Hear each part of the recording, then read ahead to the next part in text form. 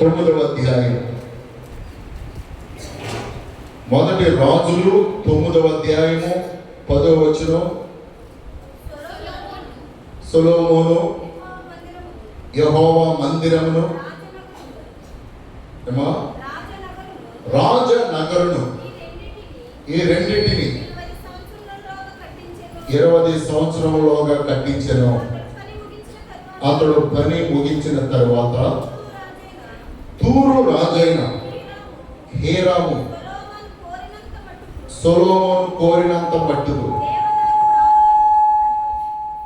దేవదారు మ్రాణులను, సరళ వృక్షపు మ్రాణులను, బంగారమును అతనికి ఇచ్చి ఉన్నందున సొలొమోను గలిలయ దేశమందున్న 20 పట్టణములను హీరాముకు అప్పగించెను.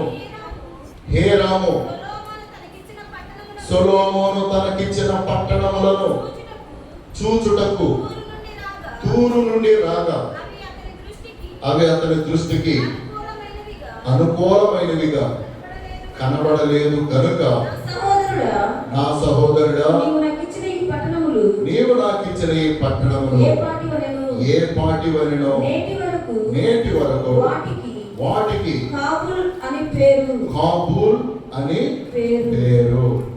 ఇది మన హెడ్డింగ్. ఇది ఉర్దూ అరబిక్ మాట. ఇది కాబూల్ అంటే క్రింద ఏమన్నాడు? నిష్ప్రయోజనమైన పట్టణాలు, 20 పట్టణాలు. సొలొమోను మందిరమును 20 సంవత్సరాలు కట్టి ఉన్నాడు, చాలా వైభవముగా. తూరు రాజు పాత్ర హీరాము పక్క దేశమైన తూరు దేశానికి రాజు అయిన సొలొమోను వీళ్ళిద్దరు మంచి ఫ్రెండ్స్. ప్రియులరా, సొలొమోనుకి ఎంతో హెల్ప్ చేశాడు. ఎన్నో బంగారము, దేవదారు రాళ్ళు, సరళపు వృక్షపు రాళ్ళు, తోచ సఖ్యము కానీ బంగారము ఇచ్చినందుకు ప్రతిఫలముగా సొలొమోను గలిలయ దేశమందున 20 పట్టణములను హీరాము రాజుకు ఇచ్చి ఉన్నాడు. మనం మేలు చేస్తే ఇతరులు కూడా మేలు చేస్తారు. మనం పెడితే ఇతరులు కూడా పెడతారు. మనం తిడితే చెప్పండి ఇతరులు కూడా తిడతారు. ఏది ఇస్తామో అదే రిటర్న్ బ్యాక్ నీకు వస్తుంది. సొలొమోనుకు దేవదారు వృక్షము, మ్రాణులు, సరళ వృక్షము, బంగారము ఎంతో హెల్ప్ చేశాడు హీరాము రాజు, అన్యుడైనా కానీ. దానికి ప్రతిఫలంగా సొలొమోను 20 పట్టణములు ఇచ్చి ఉన్నాడు. అందుకనే దేవునికి ప్రార్థన, స్తుతి నైవేద్యము, చిన్న చిన్న అర్పణలు, కానుకలు, త్యాగములు మనం చేయాలి. ఊరికినే మనకు ఆశీర్వాదం రాదు. అన్నిటికంటే డెట్ చీప్ ఏంటంటే భక్తి దేవుడేనండి. దేవుడు అది అడిగాడా, ఇది అడిగాడా, ఇదేమన్నాడా, దశభాగాలు ఏమన్నాడా? ఊరికినే ఎవడా దేవుడు? స్వస్థత ఊరికినే? బాగా చీపుగా దేవుని యొక్క నుండి చిన్న పని చేయకుండా, ప్రార్థన చేయకుండా, క్రియ చేయకుండా ఊరికినే పొందేయాలనేది మనుషుల యొక్క చాలా ప్రియులరా, ఇదేమనలో తెలియదు. చెయ్యాలి ప్రియులరా. నీవు ఏ మోకరించి ప్రార్థన చేసిన దానికే ప్రతిఫలం వస్తుంది, వెనకట్టబడుతుంది. గుడ్డులో కొంచెం కిరోసిన్ లేకుండా ఎలా వెలుగుతుంది? డీజిల్ లేకుండా జనరేటర్ ఎలా తిరుగుతుంది? కారు ఎలా వస్తుంది? కరెంట్ లేకుండా ఫ్యాన్ ఎలా తిరుగుతుంది? హీరాము రాజు సొలొమోనుకు ఏదో చేశాడు కనుక సొలొమోను కూడా 20 పట్టణాలు ఇచ్చాడు. నేటి తరంలో క్రైస్తవులు కూడా శ్రద్ధ, భక్తులు, ప్రయాస, పరిచర్య, ఏదో చిన్న చిన్న త్యాగాలు మనం చేయాలి దేవుని కొరకు. శరీరానికి ఏ నొప్పి కలిగించకుండా నన్ను దీవించు దీవించు దీవించు అంటే ఏమి కలగదు ప్రియులారా. నేను అంటాను, అందుకని దేవుని కుదపాలి, కదపాలి, ప్రభువును పట్టుకోవాలి. ఎబ్బేత్రేవద్ద యాకోబేలాగా ఆధారపట్టుకుని తిరిగిలాడాడు ఆయన. అలాంటి భక్తులకి జయాలు వచ్చినవి, అద్భుతాలు జరిగినవి. మనం కూడా అలా చేయాలి అనేది పాయింట్ మనకు జ్ఞానాన్ని నేర్పుతున్నది. ఓకే, సొలొమోను హీరాము రాజు రాజుకు, తూరు రాజు అయిన హీరాము రాజుకి 20 పట్టణాలు ఇచ్చాడు. కృతజ్ఞతగా నాకు చాలా హెల్ప్ చేసావు, మేలు చేసావు. 20 పట్టణాలు గలై దేశంలో ఉన్నాయి అన్నప్పుడు తూరు రాజు అయిన హీరాము ఒక రోజు ఖాళీ చేసుకొని ఈ 20 పట్టణాలు సొలొమోను ఇచ్చాడు కదా, ఎలా ఉన్నాయి, అసలు ఏంటవి పరిస్థితి అని ఆయన పరివారంతో చాలా హంగామాతోటి ఇజ్రాయేల్ దేశానికి వచ్చాడు. ప్రియులారా, వచ్చి చూడగా ఆయనకి అంత సాటిస్ఫాక్షన్గా ఉండలేదంట. అనుకూలంగా లేవు, సంతృప్తికరంగా లేవు. అతని దృష్టికి అంత హ్యాపీనెస్ కలగలేదు. ఆయన వెళుతూ వెళుతూ ఆ 20 పట్టణానికి ఒక పేరు పెట్టి వెళ్ళిపోయాడు. ఏమిటా పేరు? కాబూల్. వారంలో 2-3 పెట్టాను. కాబూల్ ఆఫ్ఘనిస్తాన్ లో ఉన్నది. నేను నెట్లో కొట్టినప్పుడు బైబిల్లో ఉన్నది ప్రపంచంలో ఉన్న పేర్లు. ఈజిప్టు, నైలు నది, బైబిల్ చెప్పినవన్నీ చరిత్రలు. అందుకని ఇది గిన్నిస్ బుక్ లోకి ఎక్కినది. అన్నిటికీ సరిపోయే ఫిలాసఫర్, సైంటిఫికల్, బయోగ్రఫీ, అన్నిటికీ సరిపోయే అన్ని నిధులు, నిక్షేపాలు బైబిల్ గ్రంథంలో ఉన్నవి. ప్రియులారా, ఇది కొట్టివేయబడని గ్రంథము. దీన్ని మనం అక్షరాలు ఫాలో అవ్వాలి. కాబూల్, నిష్ప్రయోజనమైన ఈ పట్టణాలు ఎందుకు ఇవి వేస్ట్? ఇవి ఆయనకు అంత సాటిస్ఫాక్షన్ కలగలేదు. ప్రియులారా, కాబూల్ అనగా చెప్తే నేను కొన్ని వివరణలు ఇస్తాను. కాబూల్ అనే దానికి అర్థం ఏంటి? నిష్ప్రయోజనము. నీవు అన్నిటికీ నిష్ప్రయోజనమైన వాడిగా, స్త్రీగా నీవు ఉండకూడదు. ప్రయోజనకరమైన బిడ్డగా నీవు ఉండాలి. ఇంకా ఎన్ని సంవత్సరాలు వచ్చినా నిష్ప్రయోజనం, వీడు వేస్ట్ అండి. పెరిగడు కానీ మా ఇంట్లో 20-30 సంవత్సరాలు వచ్చినా ఏ ఆదాయం లేదు, ఒక్క రూపాయి కూడా. నిష్ప్రయోజనం. ఓ కుమారుడిగా నీవు నిష్ప్రయోజకుడిగా ఉంటున్నావా ఇంకాను ఆధారపడుతూ? అందుకనే నేను ఆర్థిక వ్యవస్థ గురించి కూడా నా వాక్యంలో చెబుతాను. ఈ రోజు కాలంలో ఆర్థిక వ్యవస్థను కూడా బలోపేతం చేసుకోవాలి. భక్తి, భక్తి, సోషల్లో అవేర్నెస్, మంచి పేరు, ప్రఖ్యాతి భూమి మీద మనం కలిగిన వారిగా ఉండాలి. ప్రియులారా, పరలోకం తర్వాత లోకం వేరు. వైభవం కలిగిన జీవితం కలిగి ఉండాలి. సంఘంలో ఏది చేయకుండా నీవు నిష్ప్రయోజనమైన కాబూల్ వలె నీవు ఉన్నావా? నీ కుటుంబంలో కూడా కాబూల్ అనే పాత్రను ఇంకా పాటిస్తున్నావా? నిష్ప్రయోజనమైన. చాలా మంది ఇంట్లో ఏ పని చేయరు, నిష్ప్రయోజనం. తింటాకు మొనగాడు, పని చేయడానికి ఏదో అంటారు. ఎద్దులోనో ఆవులోనో ఏదో పోలుస్తూ ఉంటారు మా పెద్దలు. అవును ప్రియమైన సహోదరి, మంచి టాలెంట్ కలిగిన వారిగా ఉండాలి, జ్ఞానం కలిగినటువంటి వారిగా ఉండాలి. ఉద్యోగంలో కూడా నిష్ప్రయోజనమైన వారిగా ఉండకూడదు. మంచి టాలెంట్ ఉపయోగించి ఆ ఉద్యోగంలో మంచి స్కిల్స్ ఉపయోగించాలి. ప్రియులారా, భక్తిలో కానీ ఒక్కొక్క మెట్టు. సంఘంలో కూడా ఒక విశ్వాసి తన తలాంతులను వినియోగించి దైవజనుని యొక్క ఆశీర్వాదము, దేవుని యొక్క ఆశీర్వాదం కూడా పొందుకోవాలి. మీ టాలెంట్ ముందు సేవకుడికి, దేవునికి చూపించినప్పుడు, మేము గుర్తిరిగినప్పుడు ఎంతో ఆనందిస్తాము, దీవిస్తాము. అందులో ఎంతో ఆశీర్వాదం ఉన్నది.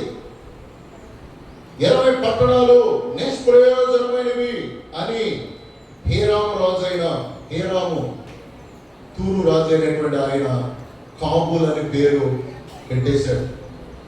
కనుక ప్రియమైన సహోదరులారా, ఈ దేశంలో కూడా నిష్ప్రయోజనమైన పౌరుడిగా, సిటిజన్ గానే ఉండకూడదు. ఏదో ఒక పని చేయాలి, ఏదో ఒక వృత్తి, ఏదో ఒక రూపాయినా సంపాదించాలి. నిష్ప్రయోజనంగా చాలా మంది చేతులు ముడుచుకొని ఉంటూ ఉంటారు. టయానికి వాల్యూ కట్టాలి. మనం ఒక గంట నేను వేస్ట్ చేశానంటే అసలు ఏంటి, ఇందులో నాకు లాభం ఏంటి? వాక్యం చదివానా, లేకపోతే నేను ఒక నీతిని ఇచ్చానా? నేను చాలా ఫీల్ అవుతాను. ఒక గంటకు, గడియకు వాల్యూ.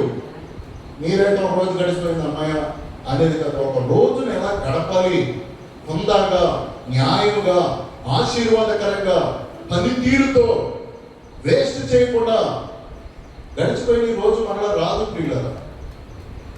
గత వారం మనకు ఎన్ని కోట్లు ఇచ్చినా రావాలంటే రాదు. కనుక ప్రతి మూమెంట్ మనం హ్యాపీగా, ఆశీర్వాదకరంగా దేవునిలో వాడేవారిగా ఉండాలి. ఒక భర్తగా నీవు నిష్ప్రయోజకుడిగా ఉంటున్నావా? ప్రియులరా, ప్రయోజకుడిగా ఉంటున్నావా? భార్యగా, అత్తగా, కోడలుగా. కాబూల్ అంటే నిష్ప్రయోజనం.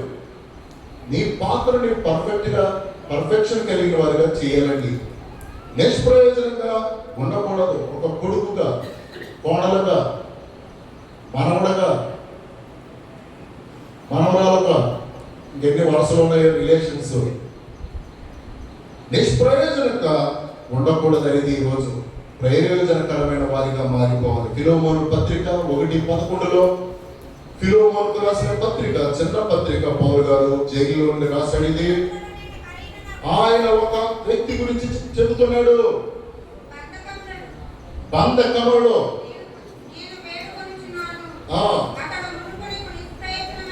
అతడు మునుపు నీకు నిష్ప్రయోజనమైన వాడే కానీ ఇప్పుడు నీకును నాకును ప్రయోజనకరమైన వాడు.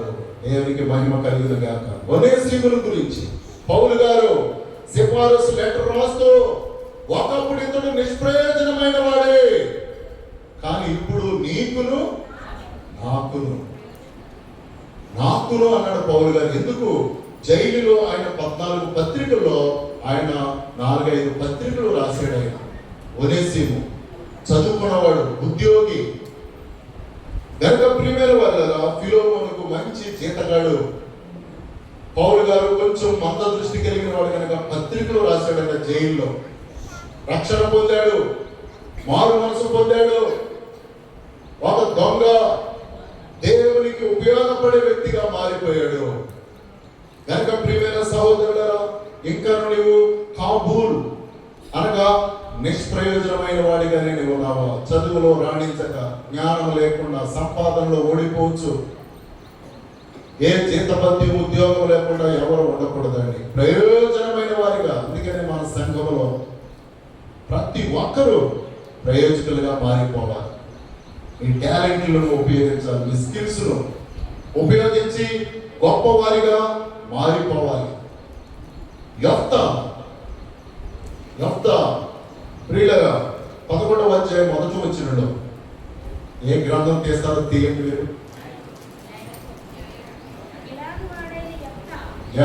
గిలాదు వాడైన యెఫ్తా ఒక వేశ్య కుమారుడు, నిష్ప్రయోజనమైన వాడు. అలాగా ఖాళీగా కుర్రాళ్ళతో తిరుగుతూ ఉండేటటువంటి వాడు గాలోళ్ళగా యెఫ్తా.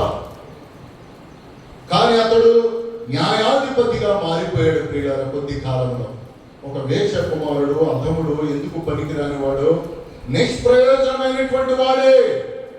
కానీ దేవుని మాటకు లోబడి దేవుని చిత్తంలోనికి వచ్చినందువల్ల గొప్ప న్యాయాధిపతిగా మారిపోయాడు. ఆయన 13 మంది న్యాయాధిపతుల్లో అతడు ఒక న్యాయాధిపతి అని బిరుదు పొందాడు. యెఫ్తా, సంసోను,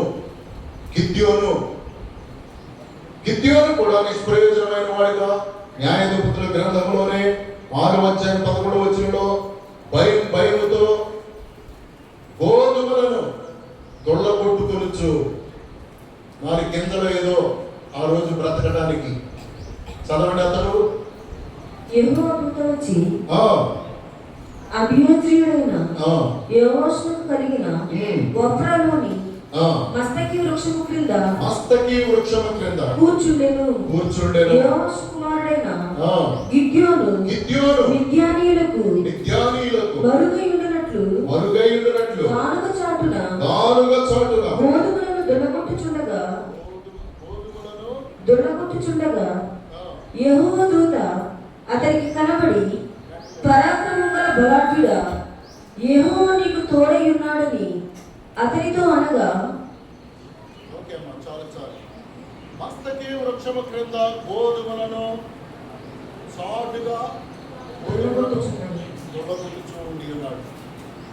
భయస్థుడిగా, పిరికి ధనము కలిగిన వాడుగా, అర్హత లేకున్నా ప్రేమించాను, ఇది కేవలం నీ కృపయే. యోగ్యత లేకున్నా హెచ్చించావు, ఇది కేవలం